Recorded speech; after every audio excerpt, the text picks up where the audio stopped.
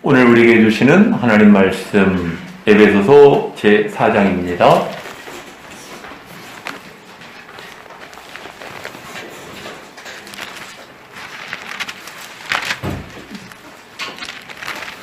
(21절로) (24절까지의) 말씀을 한 절씩 교독하시겠습니다.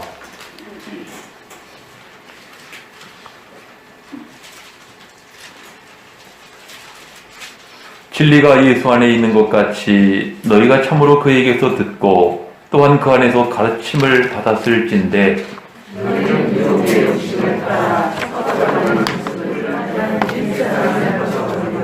오직 너희의 심령이 새롭게 되어 하나님을 따라 의와 진리의 원통으로 진리를 하는 새 사람을 되리라. 아멘. 예, 오늘 어버이 주일인데요. 먼저 그동안 자녀를 키우느라고 수고 많으신 우리 어버이들 하나님께서 크게 위로하시고 사랑해 주시고 복 주시기를 주의 이름으로 축원합니다. 그 심리치료 기법 가운데요, 역할극이라는 것이 있어요. 어떤 사람이 다른 사람의 역할을 맡아서 수행함으로써 자신과 타인의 행동에 대한 통찰을 얻게 되고 또 나아가서 문제가 되는 태도나 행동을 변화시키려고 하는 그런 감성 훈련입니다. 특히 요즘 나를 아주 힘들게 하는 어떤 대상이 있다고 할 때 그 갈등의 대상이 되는 역할을 맡아서 그대로 재현함으로써 그 사람의 심리나 행동에 대한 좀 더 객관적인 이해를 할 수 있게 해준다는 거예요. 특히 이것을 지켜보는 제3자들의 입장도 어떤 사람이나 사건에 대해서 다각도의 폭넓은 이해를 가질 수가 있다는 것이지요. 이것이 처음에 심리치료 기법으로 나왔는데요. 또 아이들의 어떤 롤 플레잉이라고 합니다. 영어로. 하나의 놀이예요. 역할극이라는 것이 놀이로 시작을 했는데 이것이 아주 중요한 각계각층에서 많이 쓰여지는 심리치료 기법으로 사용되고 있는데 노인들이나 또는 이 많은 사회 분야에 있어서 이런 방법으로 접근해 나가는 것을 볼 수가 있어요. 여러분들 지금 우리가 실록의 계절 5월을 지나고 있는데요.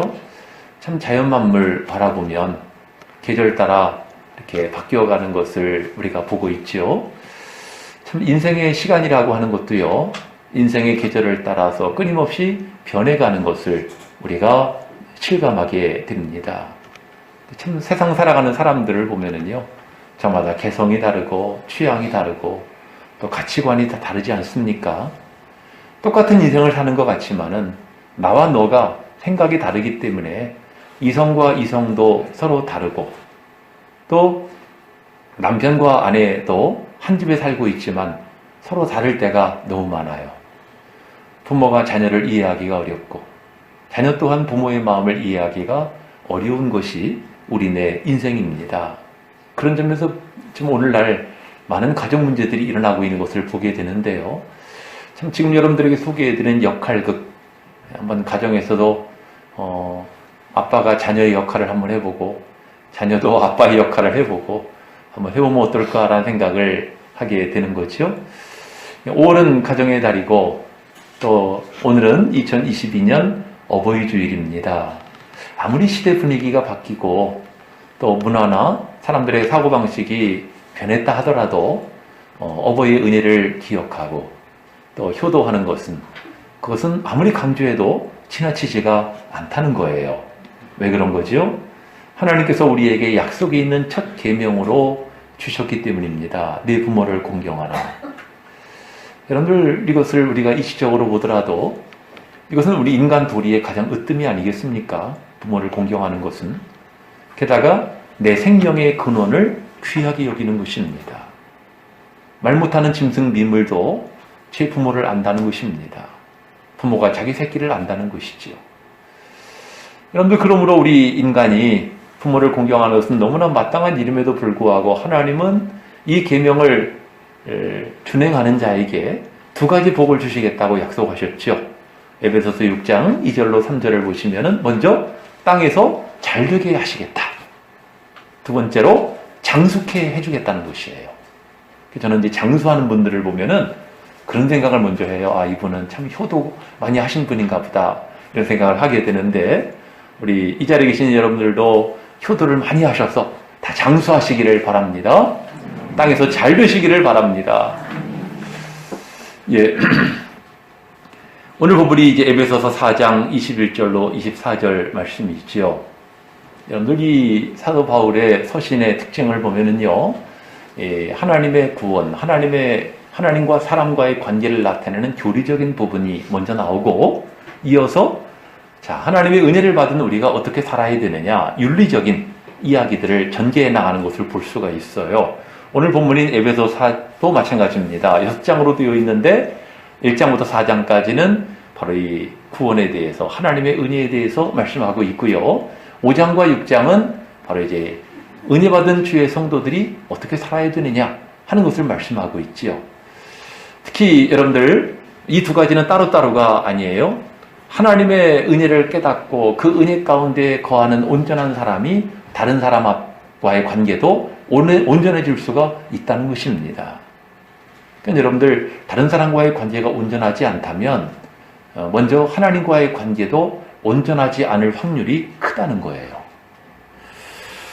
그런 점에서 오늘 본문인 에베소 4장 21절로 24절은 바로 하나님과의 성도의 관계를 나타내고 있는 우리가 추구하는 목적점이라고 말할 수 있는 것입니다. 본문의 내용이 무엇입니까? 우리는 세상 사람들과 같이 썩어져가는 구습을 따르는 옛사람을 벗어버려야 된다는 거예요. 그리고 우리의 심령이 새롭게 되어서 하나님을 따라 의와 진리의 거룩함으로 지으심을 받은 새 사람을 입으라. 다시 말하면 그리스도 안에 우리는 새 사람이 되었다는 것이고 새 사람의 정체성을 갖게 되었다는 것이죠. 주보에 나와 있는 설교 제목이 좀 어려워요. 고민을 많이 했어요. 설교 제목을 좀 쉽게 정해야 되는데 왜 이렇게 어렵게 정했나 이런 생각을 할지 모르겠는데 너무나 중요합니다. 우리 영적 정체성에 충실해야 한다는 거죠. 그래서 이 시간에 우리가 하나님 앞에서 우리가 신앙인으로서 우리가 갖고 있는 영적인 정체성이 무엇인가, 우리는 그 역할에 어떻게 충실할 수가 있는가 하는 것을 함께 말씀을 상고하려고 합니다. 하나님께서 저와 여러분에게 큰 은혜 주시기를 바랍니다. 우리 첫 번째는 갓난아기로서의 정체성이에요. 이 갓난아기가 된다는 것을 세상 사람들은 썩 유쾌하게 생각하지 않는데요. 여러분들 이 성경을 보면 우리는 갓난아기의 마음을 가져야 된다는 거죠. 갓난아기의 마음을 가져야 된다. 이 베드로전서 2장 1절로 2절에 그런 말씀이 나와요. 그러므로 모든 악독과 모든 기만과 외식과 시기와 모든 비방하는 말을 버리고 갓난아기들과 같이 순전하고 신령한 젖을 사모하라. 이는 그리스도로 말미암아 우리를 구원에 이르도록 자라게 하려 함이라고 말씀하고 있어요. 예수님께서는 요한복음 3장에서 니고데모와 대화하시는 가운데 사람이 물과 성령으로 거듭나지 않으면 하나님 나라에 들어갈 수 없다고 하십니다. 이것은 다시 말하면 거듭난다, 다시 태어난다라고 하는 말은 영적 신생아의 단계로 돌입하는 것 아니겠어요? 우리가 다 연륜이 있는 분들이지만은 그러나 우리는 영적으로 보면 반드시 영적 신생아의 단계를 거쳐야 하는 것입니다. 여러분들 신생아는 탕수육 달라고 안 하고 짜장면 달라고 안 해요. 그렇죠? 칼국수 달라고 안 합니다. 그런 거 달라고도 하지 않지만 줘도 못 먹어요.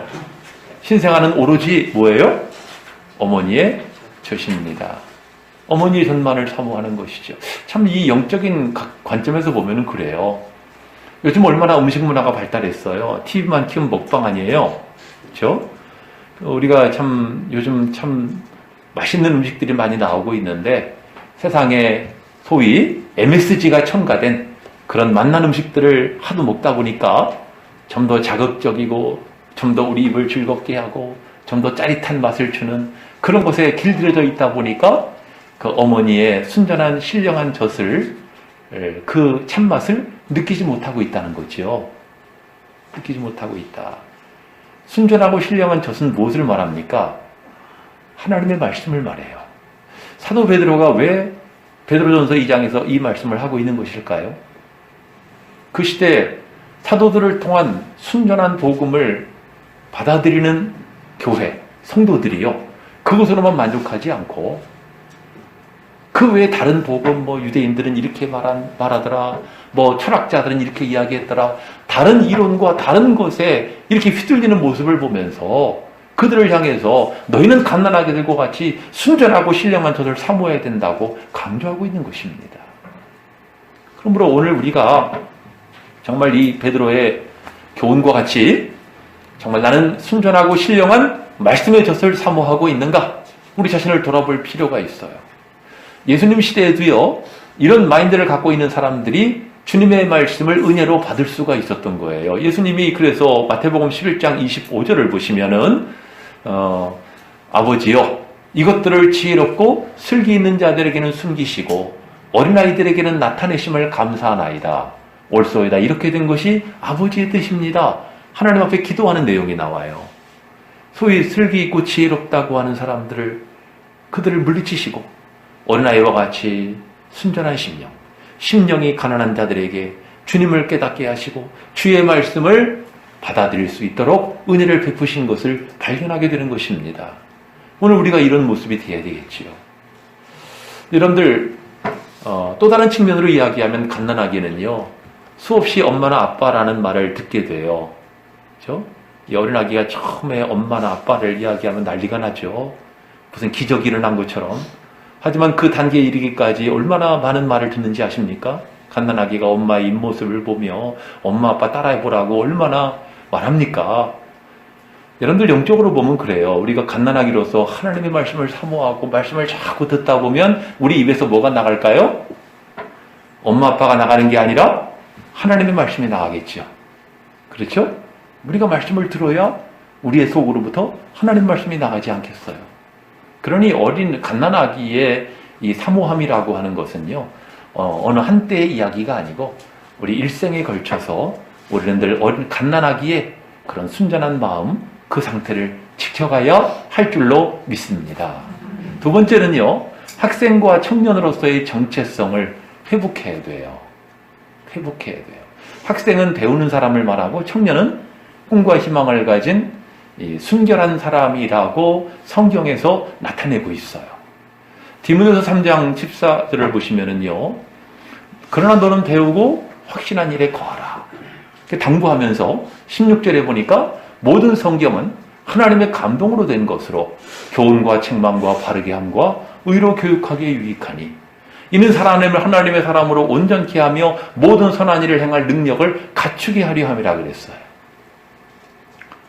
여러분들 아까하고 이어보죠. 갓난아기는 수없이 말씀을 자꾸 이 순전하고 신령한 자를 사모하고 이것을 자꾸 듣는 상태를 말하잖아요. 믿음은 들으면서 나는 것 아닙니까?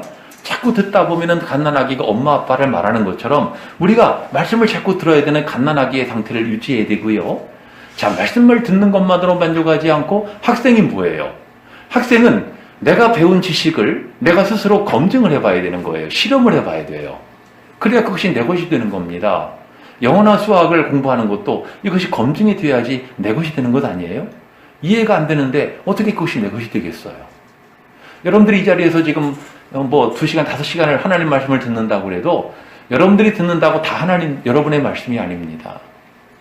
여러분들에게 그것이 받아들여지고 여러분들에게 체득이 될 때, 체험이 될 때 그것이 여러분들에게 임하는 하나님 말씀이 되어지는 것입니다. 이 콩나물 이야기를 하는데요.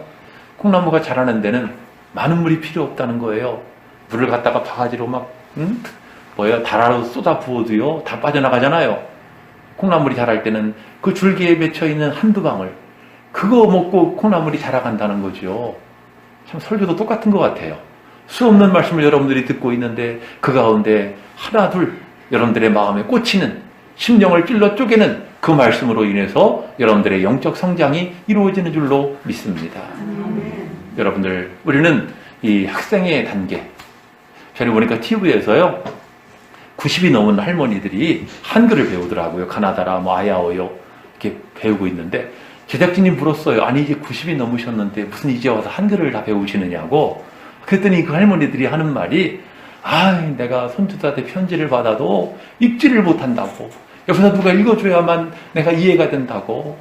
너무 답답하다고. 내가 이제까지 못 배운 게 한인데 지금이라도 내가 90이 넘었지만 지금이라도 기억 니은 이것을 배워가지고 내가 이 손주들에게 편지를 좀 읽어보고 싶다고 그러고 손주들에게 편지 좀 써보고 싶대요.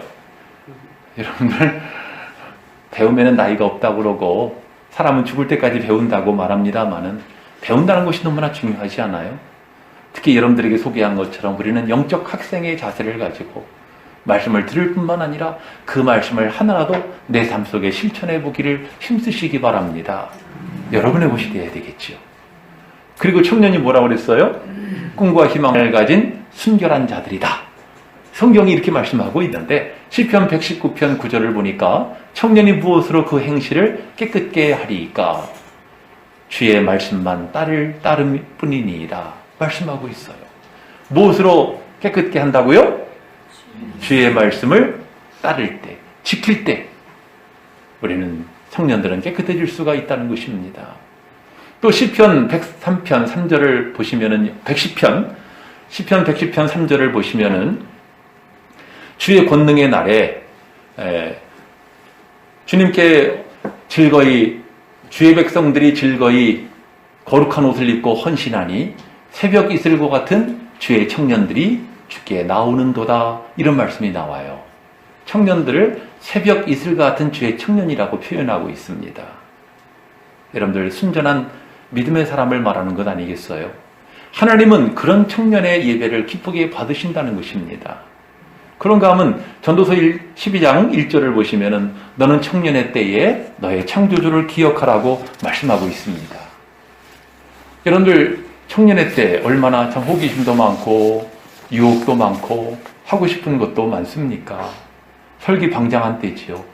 세상 사람들은 청년의 때 젊음을 발산하고 가정에 대한 책임이 없으니까 규모 없이 행하는 청년들도 있어요.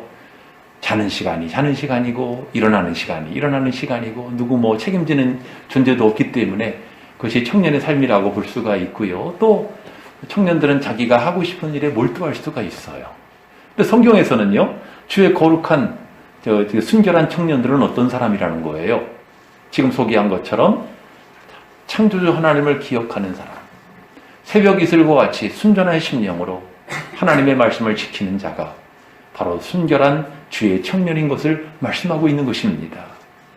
또 청년의 때는 어떤 때입니까? 그동안 배운 학문과 지식을 가지고 자기의 미래를 개척하고 미래에 자기가 가야 할 길을 정하는 때 아니겠어요?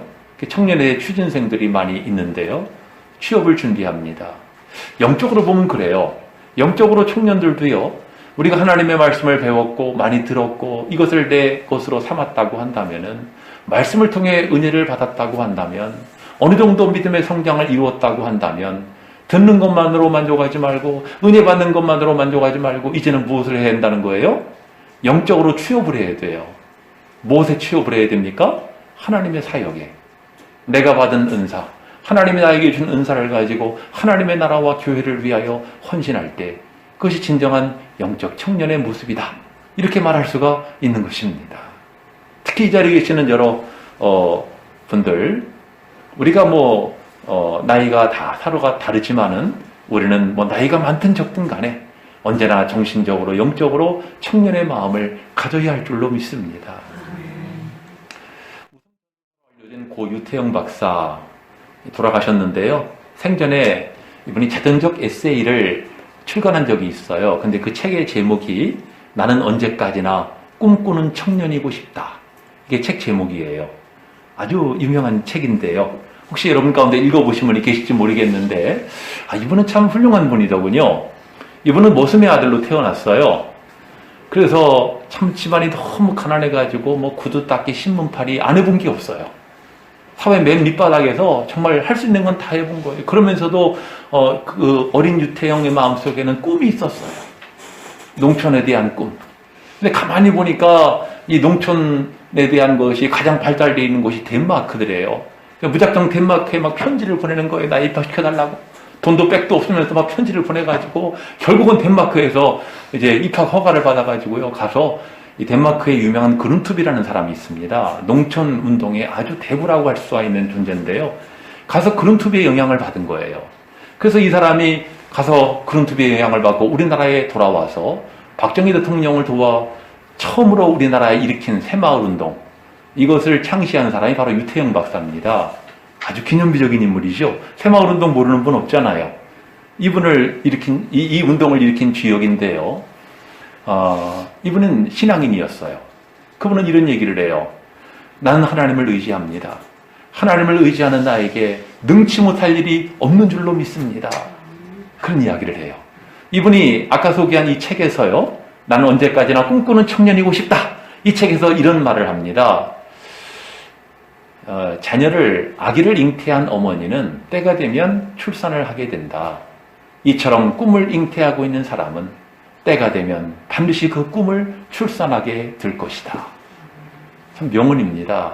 결국 우리에게 꿈이 있느냐 없느냐가 참 중요한 거예요. 얼마나 내 안에 꿈을 품고 있는가. 어머니가 아기를 품고 있듯이 우리가 꿈을 품고 있을 때 말씀대로 그 꿈은 실현된다라고 하는 것이지요. 여러분들 성경 빌립보서 4장 6절에도요. 너희 안에 착한 일을 시작하시니가 그리스도 예수의 날까지 이루실 줄을 우리는 확신하노라. 하나님께서 여러분들을 통해서 우리 교회를 통해서 착한 일을 시작하셨는데 그 일을 마침내 아름답게 이루어 주실 줄로 믿습니다. 우리는 언제나 어떤 정신을 가져야 된다고요? 청년의 정신을 가져야 된다. 유태영 박사처럼 언제나 꿈꾸는 청년들이 되시기를 바랍니다. 어찌 아멘 소리가 좀 적은 것 같은데 이 나이에 무슨 생각하지 마시고. 자, 세 번째는 우리가 이 그리스도의 장성한 분량에 이르러야 한다는 거죠. 장성한 사람으로서의 정체성을 가져야 돼요. 성경을 보면요, 우리의 믿음의 성장을 끊임없이 강조하고 있어요. 오늘 본문이 에베소서 4장이었는데 13절 말씀을 보면 우리가 다 하나님의 아들을 믿는 것과 아는 일에 하나가 되어 온전한 사람을 이루어 그리스도의 장성한 분량이 충만한 데까지 이르리라, 이런 말씀을 해요. 여러분들 영적 성인이고 어른의 단계를 말하는 것이지요. 아기와 어른은 너무나 다르잖아요. 아기를 어때요? 아기는 당장의 것만을 추구해요. 앞을 내다보거나 멀리 내다보는 거 몰라요. 아기들은 당장 내 문제 해결해야 되는 거고, 당장 내가 배고픈 거 해결해 줘야 되고, 당장의 것만을 찾잖아요. 또 게다가 유혹받기 쉽고요. 또 이기적이에요. 자기밖에 모르는 거예요. 남이 죽든 말든 간에 나만 배부르면 되는 거고. 너무 아기를 제가 잔인하게 말하는지 모르겠지만은 어쨌든 아기는 그래요. 그리고 끊임없이 돌봄이 필요한 거예요. 아기가 누굴 돌보겠어요? 돌봄을 받아야지. 하지만 어른은 반대란 말이지요. 어른은 반대예요. 근데 여러분들 아까 소개한 이 에베소서 4장 13절 그 다음 내용을 보니까 이런 말씀을 해요. 너희가 사람의 유혹과 간사함에 빠져서 모든 교훈의 풍조에, 유혹에 밀려서 교훈의 풍조에 이리저리 밀려다니는 어린아이라는 것입니다. 영적 분별력이 없이 이 사람이 말하면 거기에 혹하고 저 사람이 말하면 거기에 혹하고 그런 분별력 없는 어린아이의 모습을 책망하고 있는 것을 볼 수가 있어요. 그런가 하면 여러분들 요즘 새벽기도 시간에 우리가 고린도전서를 강의에 묵상하고 있는데요. 지난 주간에 이 3장 1절 살펴본 3장 1절을 보니까 사도 바울이 그런 말씀을 합니다. 형제들아, 내가 신령한 자들을 대한 것 같이 너희에게 말할 수 없어서 육신에 속한 자, 곧 그리스도 안에서 어린아이들을 대함과 같이 하노라. 내가 너희를 젖으로 먹이고 밥으로 아니하였노니 이는 너희가 감당치 못하였음 이거니와 지금도 못하리라. 지금 혼내는 얘기예요. 혼내는 얘기예요. 지금 고린도 교회 교인들을 뭐라고 이야기하는 겁니까? 너희는 아직도 젖이나 먹고 있는 어린아기라는 거죠. 왜 바울은 이렇게 혹독한 표현을 쓰고 있는 것일까요? 교회는 하나인데 교회 안에 성도들은 넷으로 쪼개졌어요. 나는 아볼로의 영적 지도를 받는 사람이야. 나는 바울의 영적 지도를 받고 있어. 나는 베드로의 영적 지도를 받는 사람이야. 아니야. 나는 그리스도의 계시를 받고 지도를 직접 받는 사람이야. 교회는 하나인데 교회는 넷으로 분할이 됐어요. 바울파, 아볼로파, 게바파, 그리스도파 넷으로 쪼개져 버린 것입니다. 이게 뭐가 되겠어요, 교회가? 교회가 둘로 쪼개져도 힘드는데 넷으로 쪼개지면 뭐가 되겠습니까, 교회가? 그러니까 바울이 이 소식을 듣고 고린도 교회를 책망하기를 바울이 너희를 위해서 십자가에 못 박혔냐? 아볼로가 너희를 위해서 죽었느냐? 너희가 이같이 어린아이 같으냐? 너희를 위해서 십자가에 못 박히는 예수가 아니냐? 예수라는 한 믿음 위에 너희가 하나가 되어야지. 어떻게 교회가 돼가지고 그렇게 쪼개져가지고 그럴 수가 있느냐고 지금 홍군형을 내고 있는 겁니다. 이것은 하나의 사례예요. 여러분들 오늘날의 교회도 마찬가지입니다. 우리가 어린아기를 말할 때 뭐 이런저런 측면들을 말할 수가 있겠지요. 여러분들이 아는 이야기지만은 여러분들 교회에서 생활을 하다가 보면은요, 때로는 이제 상처를 받고 어려움을 겪을 수도 있어요. 근데 제가 목회하다 보니까 상처받았다는 사람들은 다 영적 아기들이더라고요. 영적 아기들이 상처받았다고 그래요. 생각해 보세요, 여러분들. 세상을 살면서 상처 없이 살아갈 수 있겠어요? 상처 없이 살아가려면 비닐하우스에 들어가야 돼요. 비닐하우스에 들어가면 다 바람도 막아주고 농부가 다 보호해줘요. 근데 그런 곳은요, 밖에 나가면 바로 죽어요. 적응이 안 돼가지고. 야생화는 억세고 강합니다. 온갖 비바람을 다 겪기 때문에 아주 강하게 크지 않아요. 교인들이 비닐하우스에 꽃이 되느냐 아니면 들판에 피는 야생화가 되느냐의 차이인 거예요. 우리는 다 세상 살아가면서 삶의 우여곡절을 겪으며 살아가는 거예요. 때로는 상처도 받을 수 있고 때로는 슬픔도 겪을 수 있어요. 그러나 그런 과정을 거치면서 오히려 내 믿음이 더 강인해지고 내 믿음이 더 성장하게 되는 것이지. 나한테 상처를 줘? 나 교회 안 나가. 상처를 줘? 나 봉사 그만할 거야. 이건 어린아기인 거예요. 어린아기의 단계를 빨리 벗어나야 되는 거죠. 여러분들 제가 이 시간을 통해서 여러분들에게 드리고 싶은 것은 여러분들 이 악이라고 하는 것, 어른과 악의 차이를 이해할 때 가장 중요한 것 하나가 이전 단계를 벗어나지 못하는 거예요. 그게 악이에요. 하나 예를 들어 볼게요. 자, 한 남자와 한 여자가 사랑을 해서 결혼을 했어. 신혼부부가 됐어요. 그래서 아기를 낳았어. 그럼 가정이 이루어졌잖아요. 그럼 이제 어른인 거예요. 명목상. 근데 결혼해서 아기를 낳으면 얼마나 힘들어요. 이제 아기를 키워야 되잖아요. 챙겨줘야 되고 보살펴줘야 되고. 근데 자꾸만 옛날에 청년 때를 그리워하면서 야, 청년 때는 여행도 다니고 했는데 그러면서 가정은 내팽개치고 친구들하고 어울려서 놀러 다니고 밤늦게까지 뭐 놀러 다니고 여행 다니고 영화 보러 다니고 그럼 뭐가 되겠어요? 부부가 서 그러고 앉아 있으면 아기는 누가 키워요? 시어머니가 키우나? 등목을 박혀놓고 나가지고 그러고 다니면은 그건 말로만 어른인 거지 악인 거예요. 아직 결혼을 해서 가정을 이루었으면은 가정에 대한 책임이 주어지는 거잖아요. 그 책임을 수행할 때 그 사람이 어른인 거 아니에요? 그러니까 여러분들 악이라고 하는 것은 이전 단계를 벗어나지 못한 사람을 악이라고 말할 수 있다는 것입니다. 이전 단계를 벗어날 때는 청년이 아닌 거예요. 청년의 때 좋은 추억이 있지만 그건 추억으로 끝나야지. 자꾸 지금도 청년인 것처럼 착각을 하고 말이에요. 애아버지가 돼가지고 청년들하고 청년의 모습으로 한다면은 어떻게 되겠느냐는 거죠. 자, 여러분들 우리가 참 그리스도 안에서 장성한 사람이 되어간다는 것은 너무나 중요한 것입니다. 교회는 신앙 공동체, 영적인 공동체 아니겠습니까? 이 자리에는 학생도 있고, 뭐 청년도 있고, 또 장년도 있고, 노년도 있고 다 계십니다만은 우리가 각자의 정체성에 맞도록 우리가 행동을 해야 되겠지요. 하지만 여러분들 근본적으로는요, 우리는 다 장성함을 추구해야 할 줄로 믿습니다. 우리의 신앙과 믿음이 점점 더 장성해 가야 되겠죠. 마지막 네 번째는 노년의 때, 노년의 정체성을 여러분들 대비하라는 거예요. 노년의 때를 대비하라. 아직 자라나는 어린이나 청장년들, 그런 사람들한테 노년의 때를 이야기하면은 그 머나먼 훗날의 이야기로 생각을 하고요. 별로 그렇게 가깝게 느끼지를 않아요. 또 실제로 노년에 접어든 사람도요, 누가 자기를 막 노인 취급하고 막 우대하면 그냥 기분 나빠하더라고. 나를 뭘로 보는 거냐고 그렇게 이야기하는 사람도 있어요. 하지만 여러분들 나이는 숫자에 불과하다고 하는데 그럼 나이가 숫자입니까? 아니죠. 살아온 그만큼 그 사람의 연륜이 있는 거고 경험이 있고 그런데 어떻게 그것이 숫자입니까?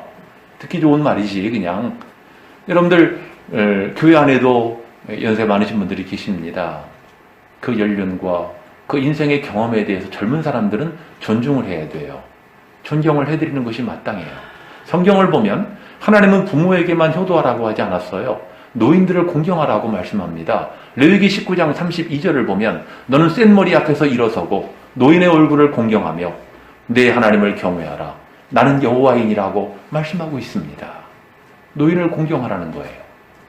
여러분들 여호와를 경외하는 의인은 어떤 사람인가? 늙어도 백향목처럼 정전나무처럼 여전히 결실하고 여전히 진액이 풍족하고 여전히 그 빛이 청청한 존재라고 시편 92편에서 말씀하고 있어요. 저는 장례식을 참 집례할 때가 있는데 장례식에 가면은 고인의 영정 또 고인이 살아온 그 나이나 이런 시대적인 상황을 생각해 볼 때가 있어요. 설교하기 전에. 보편적인 얘기입니다만은 지금은 돌아가셔서 이렇게 고인이 됐지만은 이분도 지난날 갓난아기로 태어났을 때 부모를 비롯해서 많은 사람의 환영을 받았을 것이고 꿈 많은 어린 시절을 보냈을 것이고 그리고 정말 사랑 많은 그런 시절을 보내면서 좋은 짝을 만나서 결혼을 하고 아기를 낳고 가정을 이루고 그렇게 살았지 않았겠습니까? 그러면서 또 일을 해야 되니까 자기가 맡은 일을 행했을 것이고 그렇게 세월이 흘러가면서 여러 가지 인생의 우여곡절을 겪어가면서 그러는 사이에 그만 머리는 티끗티끗 휘어지게 되고 몸은 쇠약해지게 되고 그러다가 결국은 인생의 마지막 관문에 들어서는 것 아니겠습니까? 어젠가 참 뇌출혈로 강수현 씨가 갑자기 세상을 떠났다고 그 뉴스에 나오더만요. 그런 경우를 제외하고는 대부분의 인생은 다 이런 똑같은 과정을 거쳐가는 것입니다. 그 인생이지요. 우리는 고인의 영정 앞에서 고인이 살아온 지난 날을 추억한다고 고인의 뜻을 되새긴다고 그러는데 어떻게 보면 그거 참 덧없는 거예요. 왜냐하면 고인이 살아온 인생이라고 하는 것은 이미 역사와 함께 사라졌어요. 세상을 떠났습니다. 이제 와서 그걸 추모하고 추모는 하지만은 그것을 우리가 기리고 이것이 무슨 의미가 있겠습니까? 여러분들 고인에 대해서 제가 혹독하게 말하려고 하는 것이 아니라 이것이 인생이라는 것입니다. 잠깐 우리가 슬퍼할 수는 있지만은 과거는 과거로서 지나가 버리는 것입니다. 결국 여러분들 우리 인생의 가치가 무엇인가? 그 사람이 어떠한 삶을 살았고 어떠한 삶의 열매를 맺었는가? 결국 그것이 남지 않겠습니까? 성경은 뭐라고 말씀합니까? 하나님을 경외하는 의인은 늙어도 결실하고 진액이 풍족하고 그 빛이 청청할 것이라고 말씀하고 있습니다. 특별히 이 자리에 젊은이들도 있는데요. 우리 젊은이들 또 청장년들 우리는 노년의 때를 미리 생각하고 기억해야 할 것입니다. 나는 훗날 어떤 노년으로 남을 것인가? 나의 삶의 열매는 어떠해야 될 것인가? 나는 세상에 무엇을 남기게 될 것인가? 이걸 생각하며 살아간다면요 허투루 인생을 살 수가 없겠지요. 여러분들 요즘 노후를 위해서 여러 가지 대비를 한다고 하는데 노후만 중요합니까? 내세의 삶이 더 중요하지 않겠어요? 내세를 생각하고 내세를 준비하는 그러면서 아름다운 인생으로 남을 수 있도록 지금부터 여러분들이 그런 삶을 살아가야 할 줄로 믿습니다. 전도서 12장 1절 아까 소개해드린 말씀을 보면은 너는 청년의 때 너의 창조주를 기억하라고 말씀하고 있는데요. 그 다음 부분을 보니까 곧 곤고한 날이 이르기 전 나는 아무 낙이 없다고 할 해가 가깝기 전에 너의 창조주를 기억하라는 거예요. 예수를 믿어도 조금이라도 젊었을 때 믿어야 돼요. 제가 오래전에 이 전도학교에서 훈련을 받는데 그런 사람이 있었어요. 어떤 사람이 자기 친구를 전도하는데 이 친구가 이리저리 핑계를 대는 거예요. 지금은 바빠. 할 일도 많아. 나중에 나이 좀 들고 좀 이렇게 할 일이 없고 그리고 여유가 있으면 그때 내가 교회 나갈게. 그러면서 자꾸 전도하는데 자꾸 빠져나가는 겁니다. 전도하는 사람이 기분이 안 좋았겠죠. 그러다가 어느 날 그 친구가 교통사고를 만나가지고 병원에 입원하게 됐어요. 병원에 입원했는데 그 사람을 전도한 친구가 병문안을 안 가요. 전화도 안 해. 그러니까 병원에 있는 그 친구 절친인데 말이죠. 병원에 있는 친구가 얼마나 섭섭하겠습니까? 아니 다른 친구들은 다 병문안을 오고 연락도 오고 하는데 이 친구는 전화 한 통 없고 찾아오지도 않고 얼마나 기분 나쁘겠어요. 마음 상할 수밖에 없죠. 신경 쓰이고. 이제 퇴원할 때쯤 됐는데 그제서야 나타난 거예요. 절친이. 나타나가지고는 음료수를 사오는 것도 아니고 다 시들어 빠진 꽃을 들고 왔어. 얼마나 화가 나겠어요. 지금 나를 뭘로 보고 자네 나하고 좀 끝내려고 그러는 거지? 하고 지금 그렇게 화를 역정을 내니까 그 친구가 이렇게 말을 하더래요. 자네는 내가 자네에게 하나님 좀 믿으라고 그랬더니 지금 바쁘다고 그러고 나중에 늙을 때 시간 날 때 예수 믿겠다고 하지 않았나? 그럼 나중에 자네가 늙어가지고 예수 믿겠다고 찾아오면 하나님 앞에서도 자네도 씻은 꽃 아닌가? 하나님이 기분 좋으시겠는가? 한번 생각 좀 해보게. 그 이야기 했더니 이 친구가 그만 쇼크를 받은 거예요. 아, 내가 그랬구나. 그래서는 그날부로 그 친구와 함께 예수를 믿게 되었다는 이야기가 있어요. 여러분들, 젊었을 때, 청년의 때에 창조주를 기억해야 합니다. 힘이 있을 때, 하나님 앞에 일할 수 있을 때, 그때 힘써 주님을 위해 일하시기 바랍니다. 오늘 이 시간 우리 새로운 교회 교우 여러분들에게 어버이 주일을 맞이하면서 우리 각자의 영적 정체성에 대해서 우리가 어떻게 충실해야 될 것인가를 소개해 드렸어요. 여러분들, 우리는 갓난아기의 정체성을 가지고 날마다 순전하고 신령한 하나님 말씀을 사모해야 될 것이고, 부지런히 말씀을 들어야 될 것이고, 그리고 학생의 정체성을 가지고 그 말씀을 내 삶 속에 실험을 해보고 그 말씀대로 살아보려고 애를 써보시기 바랍니다. 또 청년의 정체성을 가지고 그 말씀을 듣고 익혔으면은 그 말씀을 가지고 내게 주신 은사를 가지고 하나님의 교회와 사명의 역사를 위해 여러분들 준비하시기를 바라고, 또 장년의 정체성을 가지고 이제는 장성한 믿음을 가지고 하나님 나라를 위해서 열심히 일하고 또 다른 사람을 돌보아주고 세워주고 일으켜주는 진정한 영적인 장성한 분량에 이르는 여러분들 되시기를 바랍니다. 또한 노년의 때를 기억하시고 노년의 때 여러분들이 아름다운 사람으로 남도록 삶의 열매들이 풍성하도록 지금부터 여러분들 미리 준비하시면서 여러분들 앞으로의 삶을 여생을 보람되게 살아가시는 여러분들 되시기를 주의 이름으로 축원합니다. 특별히 오늘 어버이 주일을 맞이하면서 그동안 자녀를 키우느라고 애쓰신 여러분들 하나님께서 위로해 주시기를 바라고 여러분들의 가정에 큰 은혜를 주시기를 주의 이름으로 축복합니다.